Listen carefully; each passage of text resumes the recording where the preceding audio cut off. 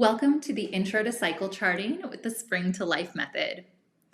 My guess is that you are here because you're starting to get curious about your options, about the status quo, about what it means to be a woman. Because for too long, women have been sold a lie that hormonal contraceptives are perfectly safe and work as a cure-all solution for ailments ranging from acne to heavy periods and even cancer prevention. But this simply couldn't be further from the truth. My goal in teaching you to chart your cycle is to empower you with feminine body independence by educating you on the science of your reproductive health and how it relates to your overall health based on sound physiological principles. Hi, I'm Caitlin. I'm your holistic hormone health coach, fertility awareness educator, and Pilates instructor.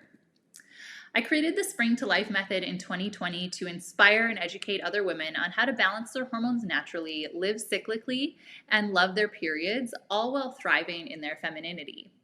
And teaching cycle charting is a main pillar of the Spring to Life method. So let's talk about the truth behind the lie. The pill was first conceived between the years of 1951 and 1953, working off the idea that progesterone inhibits ovulation. And by 1956, human trials were being performed in Puerto Rico. The women participating in the trials did not like that they didn't get their periods because they thought they were pregnant, and the physicians overseeing the trials reported many negative side effects. However, by 1957, the FDA approved the combined oral contraceptive pill with the added placebo pills to stimulate a withdrawal bleed, effectively tricking women into believing that they were still getting their periods while also avoiding pregnancy. And in less than 3 years, 2 to 3 million US women were on the pill. But by 1970, Senate hearings concerning the dangers of the pill, such as blood clots, stroke and depression, and heart attacks, led to mandatory inserts, which we know as those very large, small fine print papers in our pill packs today. Now, my question to you at this point would be, did your doctor ask you about your mental health or warn you about the known links between hormonal contraceptives and mood disorders or heart attacks or blood clots, any of these risks? My guess is probably no. I know that mine did not, and it was something that I had to go looking for myself when I started experiencing some of these symptoms. So let's talk about the risks associated with hormonal contraceptives. And as you can see, it's a long one.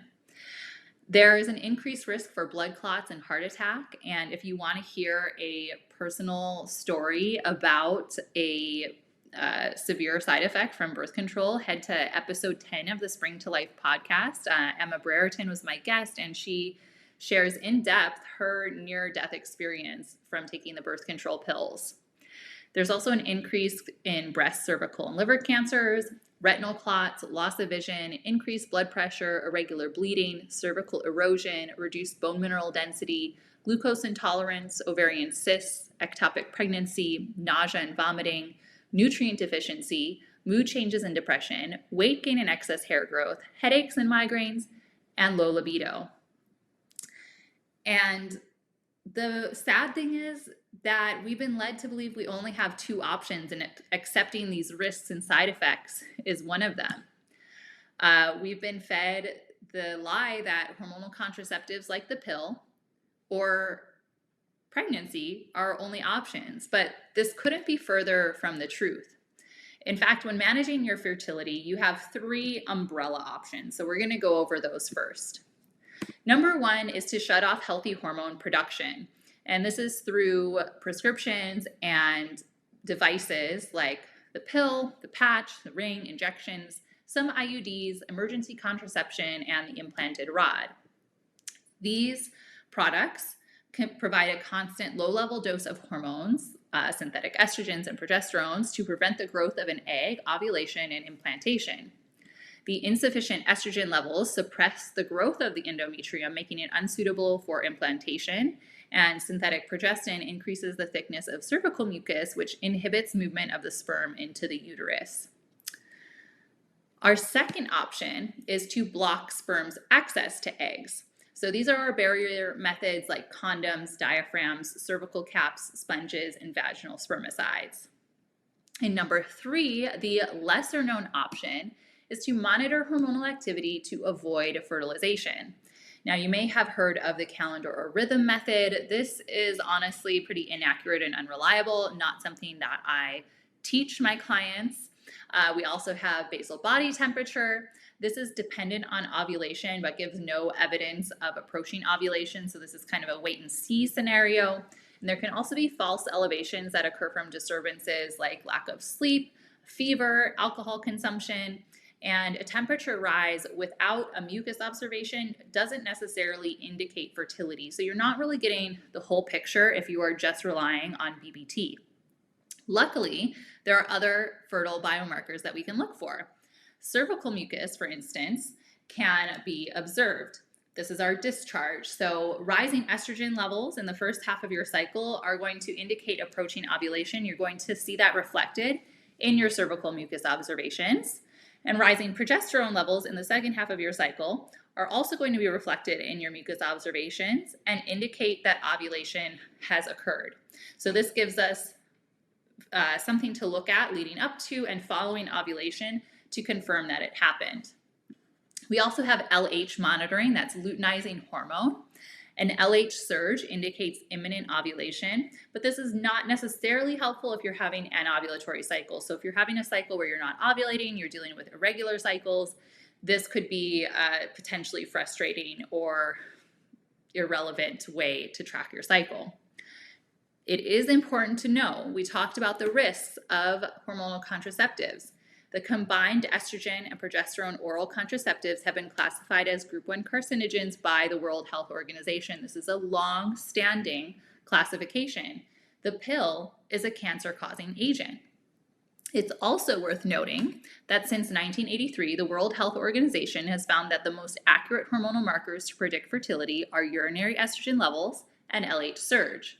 Now, you're not necessarily going to be tracking your urinary estrogen levels at home, but LH surge is something that is totally feasible to be monitoring.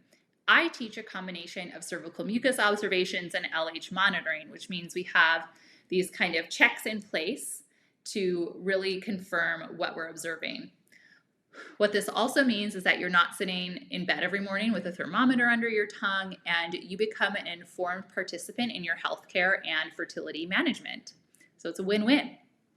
You're now thinking there's got to be a catch, right? Let's talk about efficacy. And before I dive into all the different efficacies, I want you to know, I'm going to repeat this again, that all methods of contraception are 100% effective during infertile times of a woman's cycle. Only knowledge-based methods take cyclical fertility into account. And so if you have a 28-day cycle, your fertile window is probably 6 to 7 days long. That means the rest of the time, the rest of the 21 to 28 days, it's impossible for you to get pregnant. So if you're taking a pill on those days that it's impossible for you to get pregnant, it's a little overkill, and you're getting these pharmaceuticals in your body at the same time that are not necessarily necessary. So let that simmer in your mind while we talk about efficacy rates. Starting with the pill, 92% effective with typical use, plus the risk of side effects. Maybe you thought that was going to be a little higher, right? Only 92%. Implants are 99.95% effective, plus the risk of side effects. And IUDs are 99.2% effective and also carry the risk of side effects. Now, cycle charting, feminine body independence, drum roll, please. 92 to 98% effective with typical use and zero risk of side effects, no health risks at all. In fact, you're taking your health into your own hands. Now, this bears repeating. All methods of contraception are 100% effective during infertile times of a woman's cycle. Only knowledge-based methods take cyclical fertility into account. And I believe that you deserve feminine body independence. It's time to take it back. So through this course, you are going to fully understand your body and recognize your hormonal and other vital signs of health so you can make informed decisions about your health care and fertility. You're going to be able to naturally control your fertility. By gaining a comprehensive understanding of women's physiology, hormonal activity, cycle variations, and how to apply them to family planning, whether your goal is contraception or conception. This is not just for people that want to have a baby. This also works for people that don't want to have a baby. And third, you're going to be able to make informed choices. This is something that I've been talking about the whole time. When it comes to your personal health care, you'll be able to make informed choices, meaning a voluntary, well-considered decision that an individual makes on the basis of options, information, and understanding. So when your doctor or your OBGYN prescribed you the pill way back when, and they didn't ask you if you have a history of mental health disorders, and they didn't ask you if you have a family history of heart attacks or blood clots or anything like that, you did not have informed consent because you didn't have all the information. Now, if you go through this entire course and you get all the information and you still decide that you want to take the pill because that's the best route for you at this point in your life, that's great. You made an informed choice, and that is what I'm trying to provide to you through this course. So you're probably asking, what exactly is cycle charting? The practice of regularly observing fertile biomarkers and recording them in a chart to observe patterns and gain a deeper understanding of hormonal fluctuations. Cycle charting is focused on observing and recognizing the signs of ovulation, otherwise known as the fertile window, based on fertile biomarkers in order to prevent or achieve pregnancy. It can be used both ways. So through this course, you will learn to observe your body's fertile biomarkers to confidently identify your fertile window in 3 months. You won't have to spend 10 minutes before getting out of bed with a thermometer under your tongue, feel for your cervix every day, or feel anxiety around preventing pregnancy. I promise you that this is something you will become incredibly confident in. It just takes practice. So let's hear from some other women that have completed this course in the past. First, we have Lily. She said, I am so much more in tune with the nuances of my cycle and specifically what different types of discharge mean hormonally. I also feel so much more in the driver's seat. I now have foods, etc., that Caitlin has given me. I am implementing to support my cycle where it's needed. From Jamila, she said, I thought my cycle was going to be irregular and miserable forever and that there was no cure. Being able to track my cycle and know what I should be eating during which parts of my cycle and noticing the changes in my body has been life-changing. And I will say that this client took her cycles from 46-day irregular cycles with heavy periods, painful periods, to 36 days with a regular period, pain-free, regular flow. And this was all within 3 months. Like, she had a massive shift in her health and well-being. Merritt said, I'm so grateful you taught me a cycle tracking method that works for me. After trying to track my temperature every morning, Femme is much better for my schedule and fits into my routine. I love having the data to look back on to see how my cycle has improved or how it changes based on changes in my lifestyle or diet. She also said, I feel so much more empowered to live my daily life while respecting the phases of my cycle. It no longer feels like a burden to be on my period, but something I'm grateful that comes each month. And that is why I do this. It makes me so happy to hear these wins from clients. But this goes beyond fertility. For decades, women have been shamed and stigmatized for our hormonal fluctuations and quote-unquote embarrassing monthly bleeds. This course is meant to empower women at any age, from puberty through menopause, to shed the stigma and exist proudly in their womanhood. By gaining a deeper understanding of your body and your menstrual cycle, you will not only gain autonomy over your contraceptive choices, but also regulate your menstrual cycle.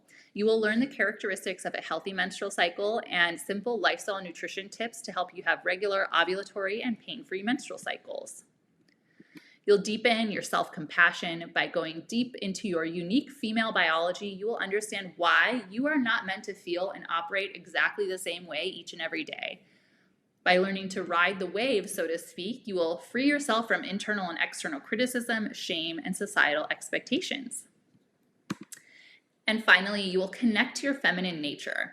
While femininity looks and feels different for each and every one of us, learning what truly makes you tick as a woman and how to go with your flow opens you up to radically embrace what makes you, you. Generations of women have been tricked into denying their biology to fit the male rhythm, and it's time to take back that power. It's time to learn to chart your cycles, make informed decisions, and feel powerful in your femininity. So, who can cycle chart? While the content in this course will be educational, no matter what phase of life that you are in, to accurately begin tracking your cycle for contraception or conception, you must meet the following requirements: have had at least one post-pill or hormonal contraceptive bleed, or have resumed your menstrual cycle following breastfeeding. Now you may be asking yourself, what if? What if I have PCOS or amenorrhea, or I'm working on regulating your cycle?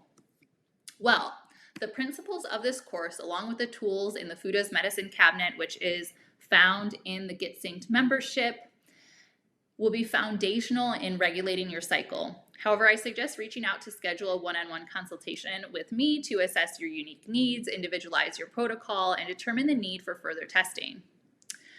So it's really for everyone. Anyone can learn to cycle chart. Anyone can gain something positive from learning this about themselves, and that's really the message that I want to share.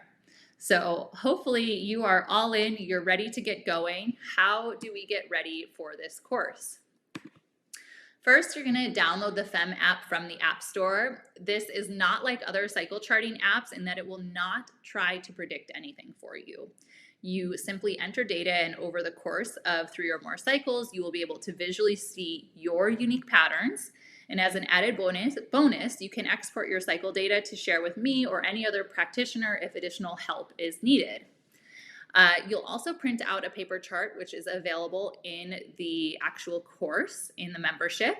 Especially in the first months of cycle charting, I encourage you to use a paper chart as well, because this forces you to become more involved with and aware of your body's ever fluctuating hormones and the details you should be paying attention to. So a blank chart is provided in the official course. You also need colored pencils in red, gray, light blue, dark blue, yellow, pink, and brown. Additionally, we are going to go slow and steady. The lessons in the course are spaced 1 month apart so that you can solidify your understanding of each layer of this practice while reducing room for error. Ideally, you will have a fully charted cycle to look back on as you enter the second lesson, and 2 fully charted cycles to reference as you enter the third lesson. And if you have any questions throughout the course, I encourage you to submit them through the form at the bottom of the course homepage so I can get you the answers you need and address them in our monthly Q&A calls, because chances are someone else is wondering the same thing. Once you're prepared to chart, you're ready for your first lesson, and feminine body independence is just ahead in 3 months. Thank you so much for being here. I'm Caitlin of the Spring to Life Method, and you can access the Get Synced course through the link in my bio.